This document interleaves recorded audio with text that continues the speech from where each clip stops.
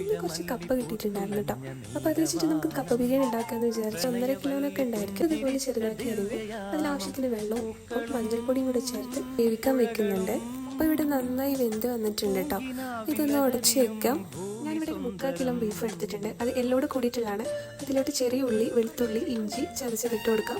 കുറച്ച് കറിവേപ്പിലയും അതുപോലെ 3 ടീസ്പൂൺ മല്ലിപ്പൊടി, 2 ടീസ്പൂൺ മുളക് പൊടി, ആവശ്യത്തിന് ഉപ്പ്, ഗരം മസാല, കുരുമുളക് പൊടി, കുറച്ച് വെളിച്ചെണ്ണയും കൂടെ ചേർത്ത് ഒന്ന് കൈ വെച്ചിട്ട് നന്നായി മിക്സ് ചെയ്തിട്ട് നമുക്കൊരു കുക്കറിലോട്ട് മാറ്റി കൊടുക്കാം. കുറച്ച് വെള്ളം കൂടെ ഒഴിച്ചിട്ടൊന്ന് വേവിച്ചെടുക്കാം. ഇനി ഒരു പാത്രം വെച്ച് ഓയിൽ ഒഴിച്ചതിന് ശേഷം അതിലോട്ട് 2 സവാള ഇട്ട് കൊടുക്കുന്നുണ്ട്. മുളകും സാധാ പച്ചമുളകും കറിവേപ്പിലയും കൂടെ ചേർത്ത് നന്നായിട്ട് മിക്സ് ചെയ്തെടുക്കാം. ഇതൊന്ന് വാടിക്കഴിഞ്ഞാൽ ഇതിലോട്ട് 1 ടീസ്പൂൺ മല്ലിപ്പൊടി, 1 ടീസ്പൂൺ മുളക് പൊടി, ഗരം മസാല, മഞ്ഞൾപ്പൊടി, ഉപ്പ്, കുരുമുളക് പൊടി ഇതും കൂടെ ചേർത്ത് കുറച്ച് വെള്ളം കൂടെ ഒഴിച്ചു കൊടുത്തിട്ടുണ്ട് കേട്ടോ. ഇനി ഇതിലോട്ട് നമ്മുടെ വേവിച്ച് ഉടച്ച് വെച്ചിട്ടുള്ള പൂള ചേർത്ത് കൊടുക്കാം.